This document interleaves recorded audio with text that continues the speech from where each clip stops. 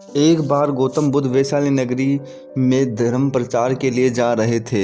जब वे नगरी के बीचों बीच से गुजर रहे थे तो उन्होंने देखा कि कुछ सैनिक तेजी से भागते हुए एक लड़की का पीछा कर रहे हैं।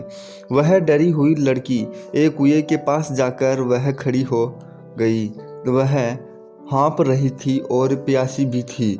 बुद्ध ने उस बालिका को अपने पास बुलाया और कहा कि वह उनके लिए कुएं से पानी निकाले, स्वयं भी पिए और उन्हें भी पिलाए।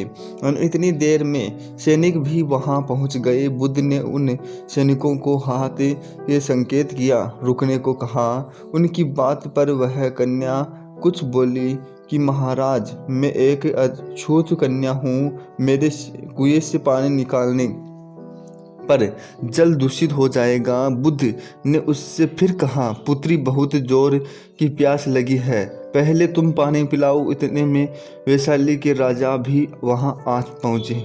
उन्होंने बुद्ध को नमन किया और सोने के बर्तन में केवड़े और गुलाब के सुगंधित पानी भी पेश किया।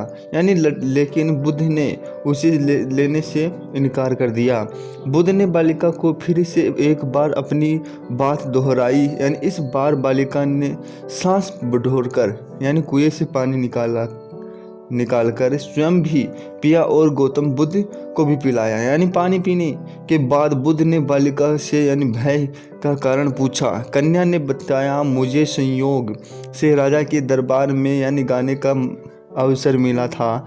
राजा ने मेरा गीत सुनकर मुझे अपने गले की माला पुरस्कार में दी, लेकिन उन्हें किसी ने बताया कि मैं एक अछूत कन्या हूँ। ये जानते हैं उन्होंने अपने सैनिकों को कैद खाने में डाल देने का आदेश दिया। मैं किसी तरह बचकर पहुंची थी कि आप मिल गए। इस पर बुद्ध की आप मिल गए। इसी पर बुद्ध ने कहा, सुनो राजन, मैं चाहता हूँ कि आप मेरी इस बात को हमेशा याद रखें कि किसी भी इंसान की पहचान उसके धर्म या जाति से नहीं, बल्कि उसके गुणों और कर्मों से होती है।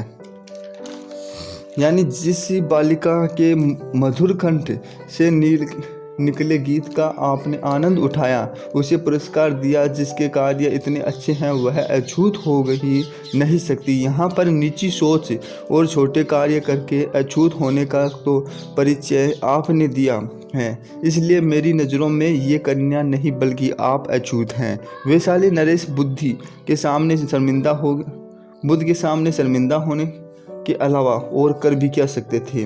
उन्होंने बुद्ध से क्षमा मांगी और कहा वहाँ से चले गए। तो दोस्तों, इसी कहानी की शिक्षा यही है कि कोई भी इंसान अपने कार्यों और विचारों से बड़ा नहीं बनता है, अपने धर्म या जाति से सही नहीं। आपका आभार, धन्यवाद। जुड़े रहिए अपने चैनल से, और नए जुड़े हैं तो जल्द ही अपने चैनल को लाइक और सब्सक्राइब कर ले और शेयर करना न भूले। जय हिंद, जय भारत।